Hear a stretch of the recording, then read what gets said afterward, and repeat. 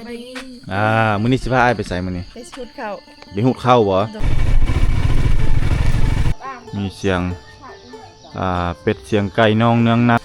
คันเฮาบ่มาแต่เช้าๆนี่บ่ทันเขาเจ้าไปสู่นาเวียกหน้างานอันนี้คือสายน้ำศิลานงพี่น้องที่เฮาเดินทาง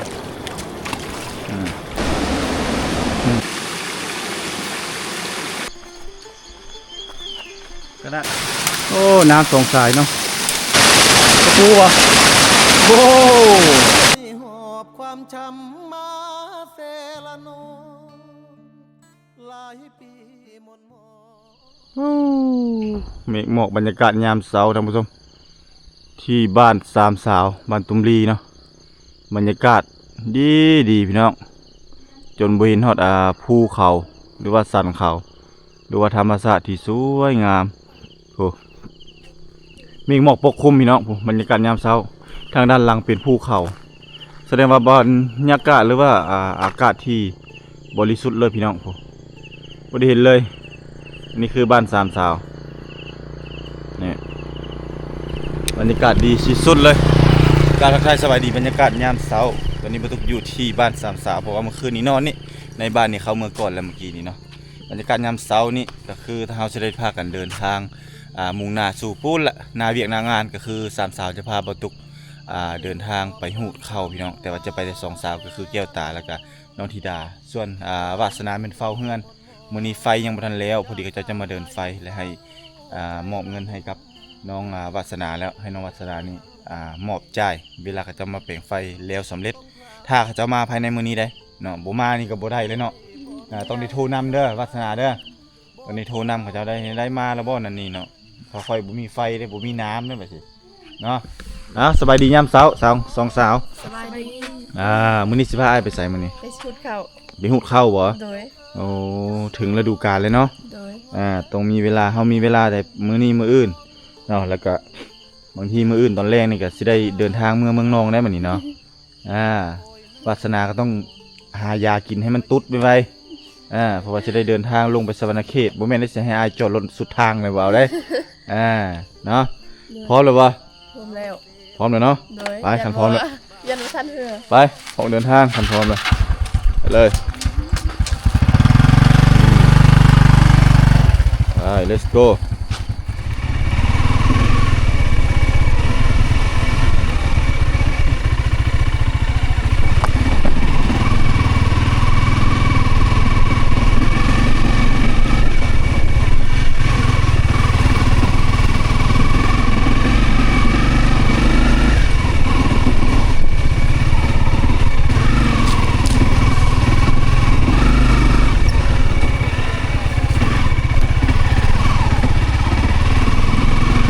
เที่ยวทางยากนี่เนาะต้องเชื่อมแน่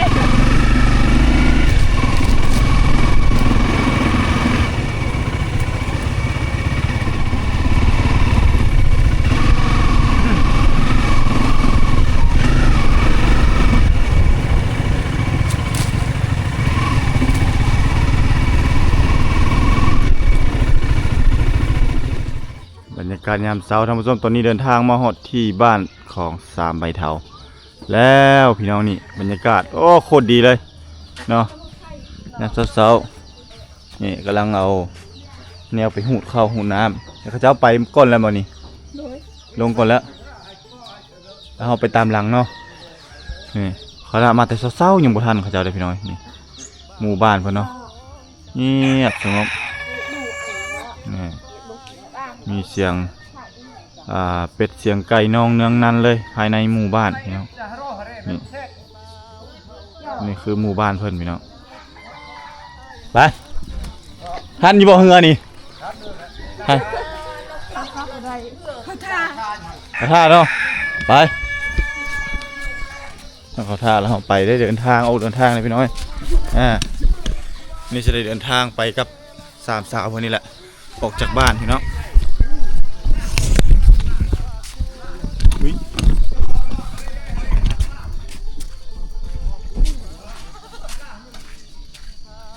คันเฮาบ่มาแต่เช้าๆนี่บ่ทันเขาเจ้าเพราะว่าเฮือนี่ก็ต้องมีตามเที่ยว นี่จักรทัน อันนี้ก็จะสิทันหรือบ่อยบ่ โอ้สุรินทร์มาไปเนี่ย โอ้สิทัน โยนกระดังแต่หาโมง 5 โมงบ่ หมุกหกยัง อ้ายก็บ่กล้าปลุกเลยเนาะถ้าเจ้านอนอยู่เนาะเห็นแต่อาแม็กว่าเมื่อแล้วบ่วะเมื่อแล้วได้5 โมงอาแม็กตื่น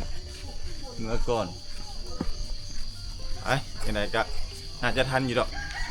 เนาะครั้งแรกตามติดวิถีชีวิตสามสาวถ้าเราบ่มาแต่เช้าก็บ่ได้ นอนด้วยคันดี ไปหุบเข้ากันตอนนี้เดินทางมาฮอดน้ำเซละนองเลยพี่น้องผู้โอ้น้ำไหลแห้งแห้งบนนะเราเคยนั่งตกป่าเนาะน้ำมันขึ้นอยู่พี่น้องผู้ให้สามสาวจะไปทางนี้ไอลืมน้ำกินหน้าอยู่ในเบาะอ๋อกินน้ำห้วยนะเจ้าเลยมึงนี่หายแล้วพี่น้องเอ้ยลืมเอาน้ำมาเปล่าแห้งเนาะจะลืมน้ำห้วย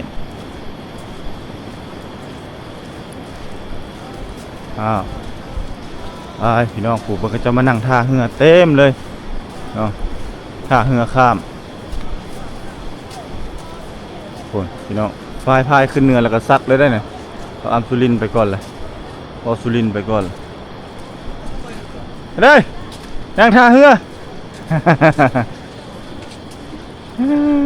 ไปหูดเข้าได้เนาะมีเนาะโขนพี่น้องอันนี้เขาเล่งเพื่อนเนาะเยี่ยมสิไปหูดเข้าเนาะครบมาเลยได้หนึ่งเนาะเขาจะไปก่อนมาบุทันเหือเต็มผูกถ้าอันนี้จะขั้นนี่2 3 4 5ขั้นเนาะ5 ลำ 7 ลำบ่ทางนี้ทางพี่น้ำเนาะเดี๋ยวนี้6ตัวนี้เนาะ7ตัวได้แล้วบ่นี่6 ลำทั้งหมดเนาะ7 บ่ 7 ลำพี่น้องนี่แหละคือวิถีชีวิตของเขาเจ้าแต่เช้านี่เขาเจ้าไปเนาะแม่นบ่7-8 โมงแล้วแม่น7-8 โมงบ่ทันเลยเหือเนาะโดยต้องตื่นแต่ประมาณ5 โมงบ่แม่นเพื่อเกียมเครื่องของเนาะแล้วก็เอาเกียมมาได้เพราะว่าเหือนี่มีจำกัดพี่น้องทั้งหมดนี่มี7 ลำแล้วก็พายข้ามไปพุ่นไปหูดเข้าอยู่พุ่นแล้วก็น่าจะประมาณจักโมงมาบ่นี่มาได้บ่ มานะ6 โมง 6 โมงเนาะ6 โมงตัดพี่น้องเนาะนี่อันนี้คือน้องนุ่งมัดแล้วนี่เนาะที่กำลังจะเดินทางไปเดินทางไปให้ไปสวนพี่น้องเนาะมาจะมาท่าอยู่นี่มัดเนาะมานั่งท่าเฮือนี่เนาะเพื่อจะเดินทางไปพี่น้องเห็นบ่ท่านนี้ก็มาเกียนท่าเฮือไปให้ไปสวนน้อยๆก็ไปได้พี่น้องเนาะนี่เสาร์อาทิตย์ก็ไปอันนี้ก็ไปหูดเข้าเนาะนี่เนาะเห็นบ่ลูกอันอำเล่งมันบ่เนี่ยบ่แม่นบ่โอ้อันนี้บ่ผู้อันฟักเข้าเนาะแม่นบ่เสร็จโอ้พี่ลึกแท้นี่โยนใส่หัวใช่มาอีหยังล่นนี่มากระเต้บ่แม่นมากระแตเด้มาอีหยังใส่นี่บ่แม่นได้มากระแตป่อเกือบถึงหัวนี่กินได้บ่มากนี่บ่หนาบ่ได้ตายโลตายโคโลแล้วเนาะพูนโอ้พี่น้องเอ้ยตกล่นใส่หัวปุ๊แล้วพอแห้งแล้วหัวโนแล้วกลับเลยแหละไปแล้วพี่น้องลำที่2พี่น้องกำลังออกเดินทางไปสู่นาเวียกนางานโอ้ทั้งหมาทั้งคนเนาะสัตว์เลี้ยงไปพร้อมพี่น้องเอ้ยยิงตามหน้าเวียกให้ไผให้มันเกียมแล้วพี่น้องออกเดินทางแล้วนี่อันนี้เป็นเฮืออัมสุลินเนาะถือว่าน้ำพัดแห้งช่วงนี้จวดเข้ามาเลยบ่มีได้ป่ะใส่เหือหางยาวเลยมีแต่ใส่ไม้พายเอาพี่น้องไป let's go เฮาวันนี้ออกเดินทาง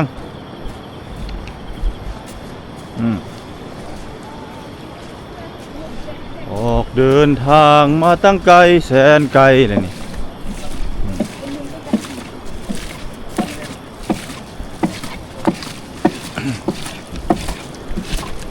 ไป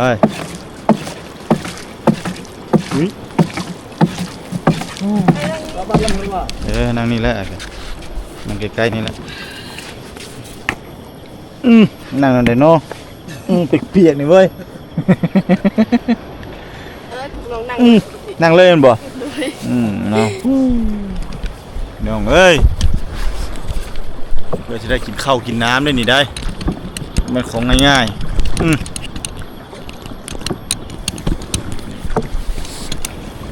เราพากันออกเดินทาง 2-3 คนนี่แหละพี่น้อง เฮือนนี่น้อยลำเซมๆเลยพี่น้องแต่ก็ตุกผู้เดียวก็ยังผู้แห้งแล้วน้ำหนักเนี่ย จะพูดไอ้ อันนี้ลงแล้วแต่ก่อน78 79เดี๋ยวนี้ลงเหลือ75ใจจ้อยได้แล้วเดี๋ยวนี้ เป็นโหลเนาะ เหลือ75เดี๋ยวนี้ลงแล้ว ชาบู ลง3 โลลดหุ้นเด้ บ่เป็ดชิปเลยเนาะ ลูกคุณไอ้ลูกคุณไอ้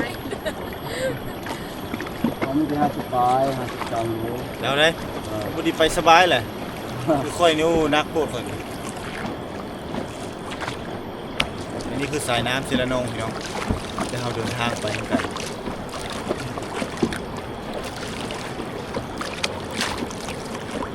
ป่าไม้ธรรมศาสตร์ที่สวยงามผูเขียวทุ่มเลยบวกกับสายน้ำเซรานงพี่น้องอันนี้ใส่หมวกกันน็อกนี่ป้องกันนั้นตกน้ำเพิ่นว่า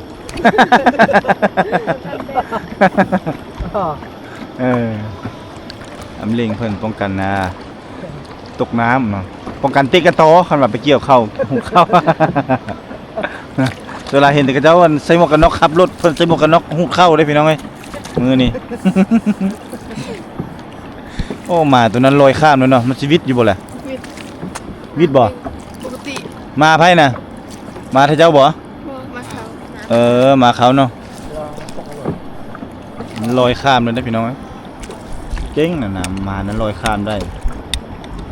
ลอยข้ามน้ำเซรานงพี่น้องอันมันบไหวมันก็กลับคืนเนาะ ไปใช้เวลาพายเรือข้ามนี่ก็บ่ดนพี่น้อง ฮัลโหลอีฮัลโหลทุก แล้ว ที ก็เหาะมันไปบ่ได้แล้วนะมันเห่าเลยนะเห็นบ่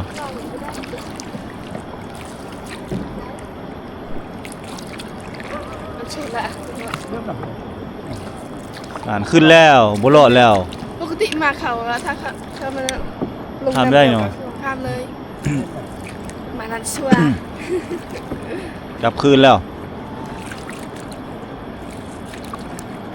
หากินกันยากเนาะน้ำหลายเนาะโอ้หมอกปกคลุมคักอะลี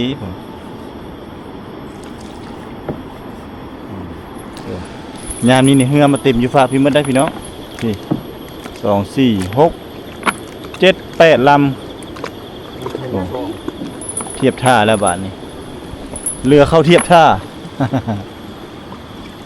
ทะเลอันดามันเป็นจึกเลยได้มา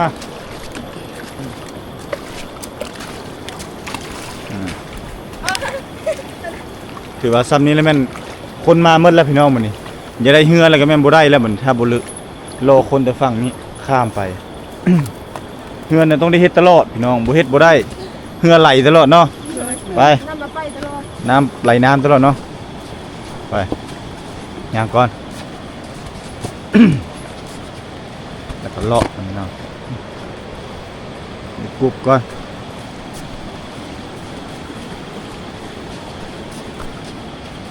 ย่างเลาะน้ำเซรานองพี่น้องฮะอ่านมาอีกแล้วให้ระบาดนี่ต้องได้กลับปีกแล้วเนาะนี่เนาะยังเอ้ยลำพังแต่ว่าเฮาย่างนี่ก็ยัง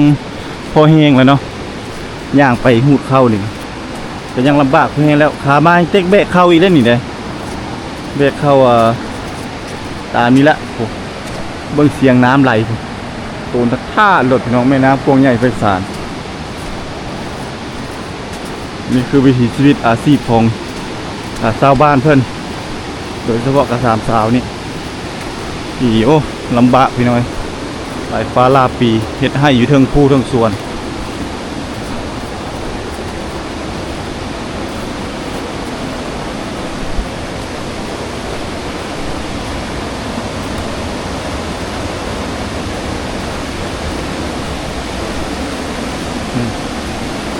อ้พลาดเลย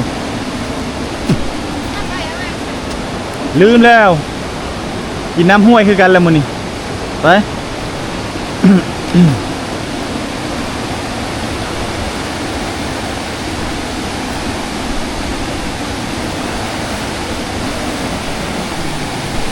ลืมน้ำกินแล้วพี่น้องเอ้ยต้องได้กินน้ำห้วยนะพระเจ้าล่ะปุ๊บดูแม่น้ำพร้อมแห้งของมันปีกายนี่ถ้าเข้ามากินน้ำอยู่แถวนี้แหละมาหาปลาหาปูหาปลาแถวนี้แหละนี่แต่อยู่เทิงนี้แต่ปีนี้น้ำมันยังบ่แห้งเลยไปต่ออีก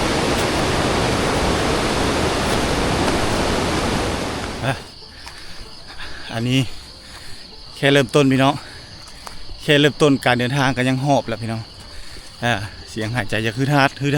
แล้วอันนี้คือสวนมันของชาวบ้านอยู่ฝากซีพี่เด้เนาะเขาเจ้าพากันมาปลูกมันอยู่ฝากซีบัดนี้อันนี้คือวิถีชีวิตเขาเจ้าแต่ละมือเนาะยังมาพร้อมแต่ละมือนี่มันมาจังสิถ้าสมมุติว่าสวนมันนี่เวลาเอามือนี่เอามือจังไดแบกลงเซแล้ว ใส่เหือใส่เหือใส่ลูกใส่เหือใส่รถโอ้หมายเขามว่าเอาใส่เหือข้ามไปฝากพุ้นแล้วเอารถซิงมาต้อนเอาฝากพุ้นหุ่นว่าธรรมดาพี่น้องเฮ้ยเพื่อจะได้มันเมื่อขายเนาะความลำบากของประชาชนของชาวบ้านเพื่อนโมธรรมดาเนาะต้องได้เบรกได้ฝากพี่เบรกเป็นกระสอบด้วยเพื่อจะเอาเมื่อนั่นนะเนาะกระสอบมันเต็มเป้เต็มโอ่งเพื่อเบรกลงเฮือยอันนี้แม่นยังบ่ทันฮอดฤดูกาลก้นมันเจ้าว่าหูดเข้าแล้วก่อนถือว่าบ่อยไปนี่อันนี้ส่วนไผนี่ส่วนอำเลื่อยโอ้ส่วนเรากวางเนาะมีเป็ดมีไก่เขาจะมานอนพี่เลยเนาะมีแบะอีกวะฮะมีอย่างก็มีหมูมีแบะมีงัวมีควายเลี้ยงอยู่พี่เลยโอ้พี่น้องสวนเขาเจ้าคักอะไรเนาะโอ้เลี้ยงเป็ดเลี้ยงไก่อยู่พี่เลยตอนเฮามากับมาทางนี้บอกแต่ก่อนนะตอนไหนมาทางนี้ทางไหนทางคุณทางเทิงคุณคนละทางบ่อันนี้ใกล้กว่าบ่ใกล้ทางนี้ใครแน่อันนี้ใครแน่บ่ทางนี้บ่มีน้ำฉะนั้นน้ำหลายปลาพี่น้องอย่างมาหดกลางป่ากลางดงพี่น้องเขาเจอกับเราเข้ายุงข้าวนะของชาวบ้านเกี่ยมแล้วนี่คนเข้ามาไว้อยู่กลางป่าฝากเซ่เลยพี่น้องเต็มเลยเข้าเขาเจ้าคนมาไว้นี่ก่อนไหมบ่โอ้มาจะกินแล้วมาเอา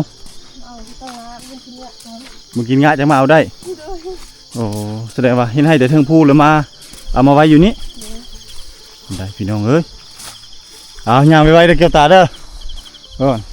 ต้องแต่งทางลงทางลุ่มเอ้ยเพิ่นไว้กลัวพี่น้องไปลุดเลยเจ็บตีนแบบค่อยๆย่าง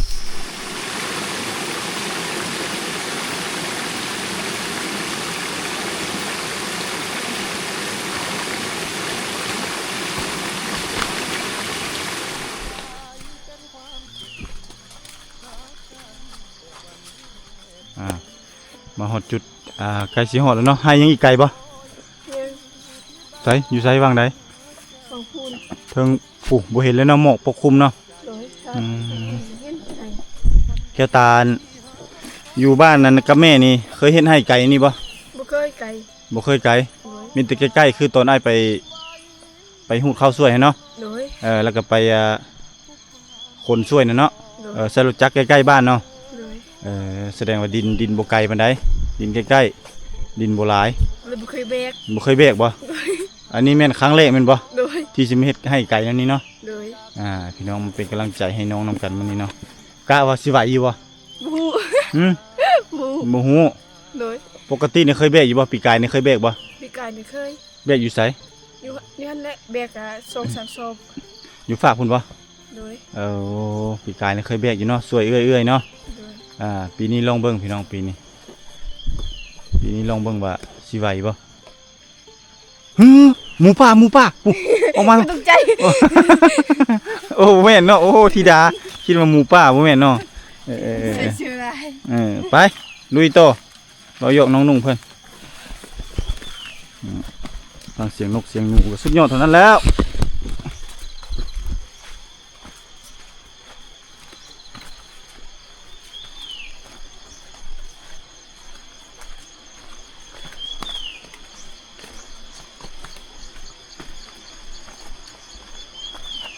ขณะทางไปก็ยังบ่แห้งแล้วก็ยังไปให้ไปหุบเข้าหุบน้ำอีกเอ้ยคนเข้าวิ่งไหวบ่เฮานี่ไม่ไหวก็ต้องไหวไม่ไหวบอกตัวเองว่าต้องไหวต้องสู้เนาะพี่ดาวก็ต้องสู้ถึงที่สุด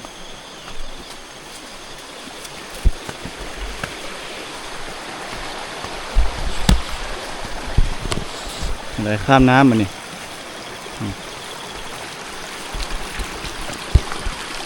เอาใครจะเป็นเคยตะโอ้ยพี่น้องเลยนี่แหละต้องมาทดสอบโลดเคยตะโอ้ยนี่ของแท้เลยได้โยจะค่อยได้สลาดล้มได้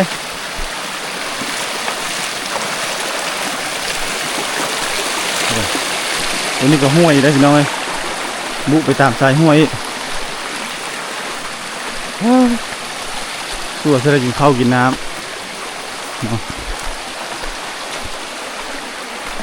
บุกให้ตัวนั้นขึ้นให้ตัวนี้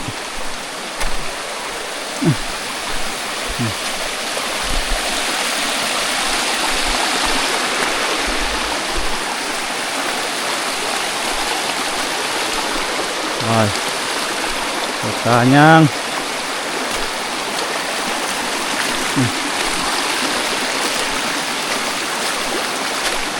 ไปตามห้วยเลยบ่โมเมนขึ้นเทิงอีกฮะโอ้ไป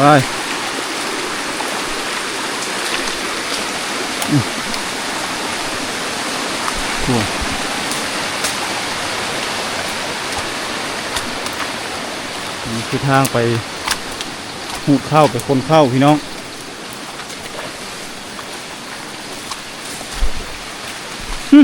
ตัวหอมเห็ดปวกเว้ยหอมหน่อไม้นี่บ่ตัวหอมเห็ดปวกสุดเลย เทียมนี้นี่ เทียมนี้นี่ มีบ่ โอ้โหทำไอ้ หมูบ่ตัวหอมเห็ดปวกสิดอกว่าที่ว่ามีเห็ดปวกไปโอ้ย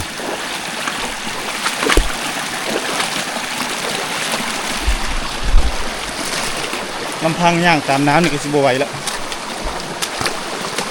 นี่เบียดเขาอีก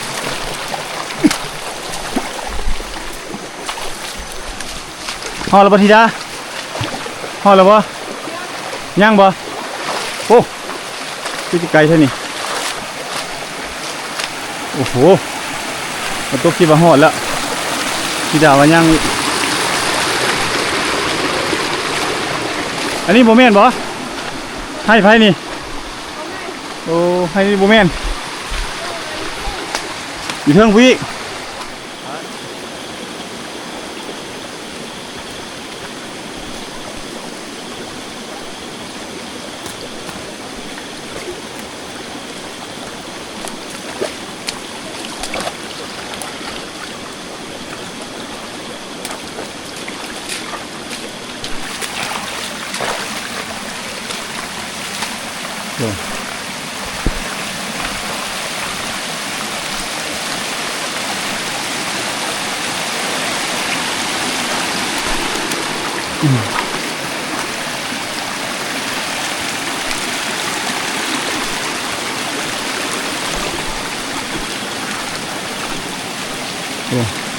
อันนี้คือให้เข้าเขาเจ้าได้พี่น้องอันนี้แมนมัดพื้นให้เข้าแต่ยังบ่ให้ธิดาธิดาจะอยู่ทางที่น้ำกระลาย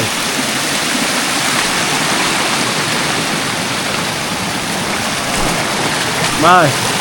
let's go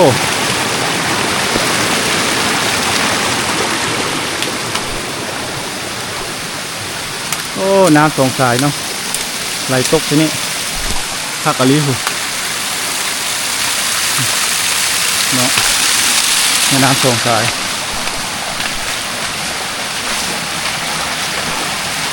น้ำไหลออกจากหูจากถ้ำพักด่าเห็ดยัง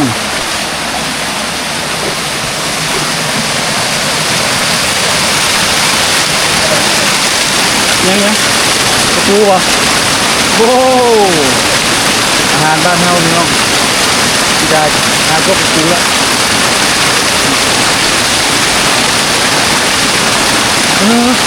ยังตกใจ กระปูอ่ะโอ้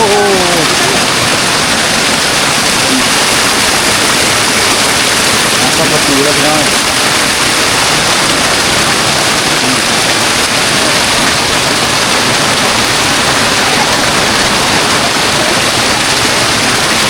แล้ว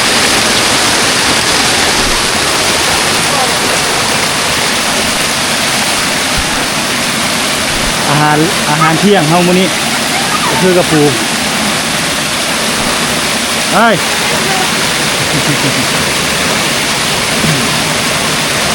โอ้ได้หลายเนาะบอนเดียวนี้ได้หลายตัวได้นี่กระปูพี่น้องอะเรียง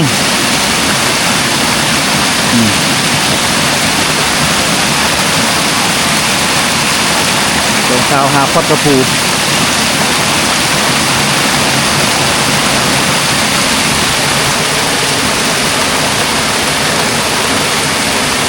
อาหารพื้นบ้านก็คือกระปู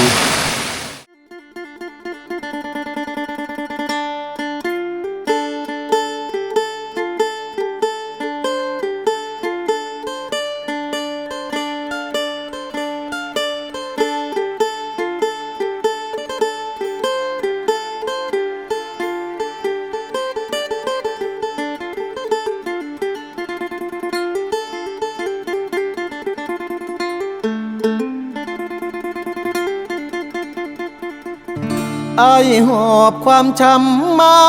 เซละนองหลายปีหม่นหมองจากสาวไทยเศร้าใจรำพันน่าเป็นเหตุเหตุให้เฮาต้องพลาดจากกัน ด้วยพ่อแม่เจ้านั้นบอกบ่เอาลูกเคยคนจน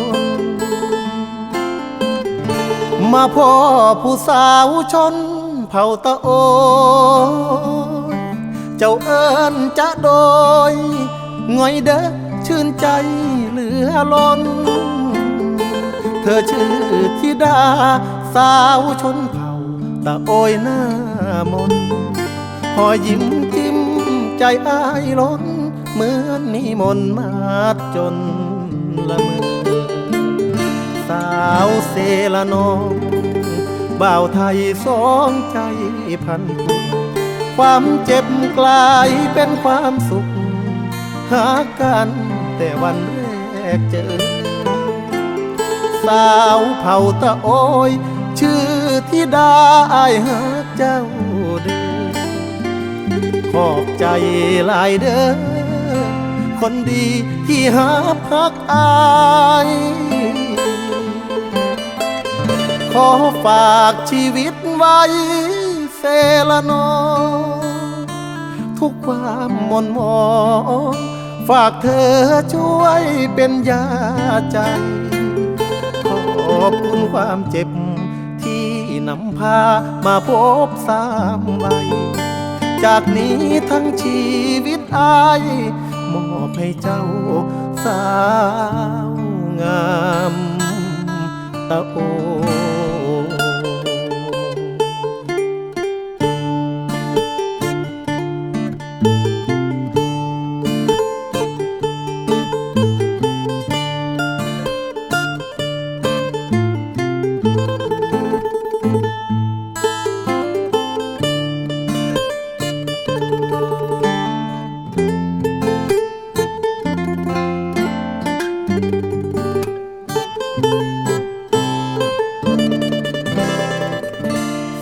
าวเสละน้อง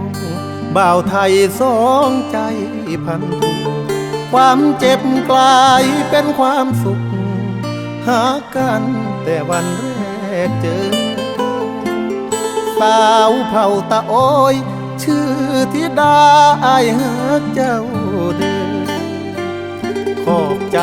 หลายเด้อคนดีที่หักอายขอฝากชีวิตไว้เสละน้องทุกความหม่นหมองฝากเธอช่วยเป็นยาใจขอบคุณความเจ็บที่นำพามาพบสามวัยจากนี้ทั้งชีวิตอายมอบให้เจ้าสาวงามตะโอ